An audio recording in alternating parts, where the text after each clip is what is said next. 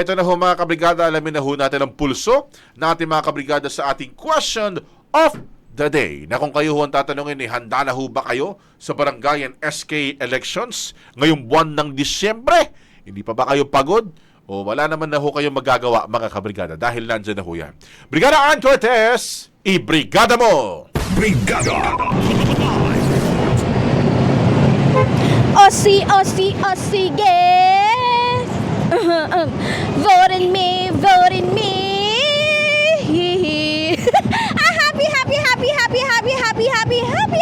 Happy morning mga kabrigada! And syempre sa inyo Brigada Gab and Brigada Abs, at dahil nga vote in me, katatapos pala ng midterm election, meron ng possibly na by December 1, magkaroon na naman tayo ng barangay and sangguniang kabataan election. Kaya naman nag-ikot na tayo kanina sa kagilid-giliran at kasingit-singitan ng Metro and Mega Manila para tanungin sila sa ating question for the day na kung sila nga ba ang tatanungin, handa na nga ba silang bumoto muli. Kasi nga diba sabi ng COMELEC, possibly by December magi-started by December totally ang magkakaroon ng BSKE. Samantalang by October, kung hindi ako nagkakamali, ito yung start ng election period. At nang tawinungin natin ang ating mga kabrigada, ito ang kanilang kasagutan. Handa na kaming magbotohan ngayong December. Handa na ma'am, kasi para isang largaan lahat, parang para sa ganun ay malinis na lahat. Bakit handa na kayo kuya? Para mabago naman uli ang kung sino makakaupo ng panibago. Handa na kayo ate, baboto kayo? Oo, handa kaming magboto. Ate, ano ba yung hinahanap nyo sa isang kandidato para iboto nyo? Yung matulungin sa mga nangailangan.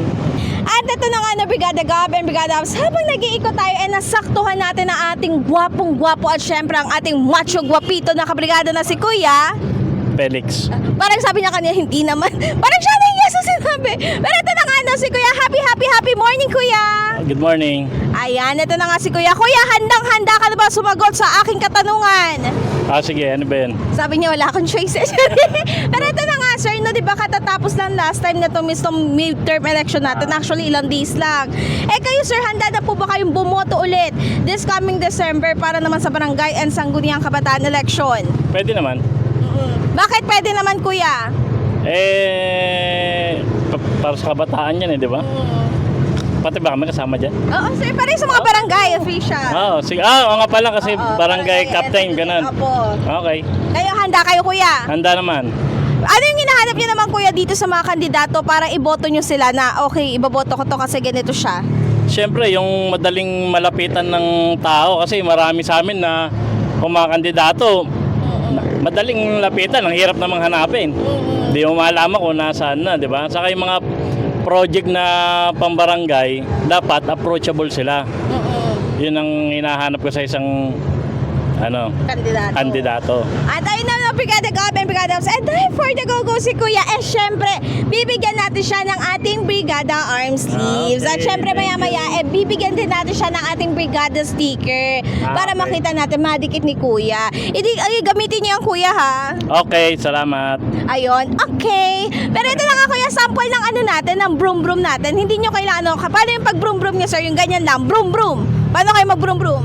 Broom. Paano kapag sobrang bilis ng patakbo nyo, paano yung broom nyo? Broom.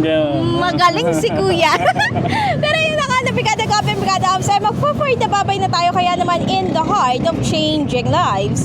Ako si Brigada Ann Cortez ng 105.1 Brigada News FM Manila, the Music News Authority. Tira! Brigada!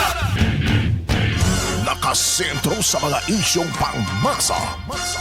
Tira Brigada!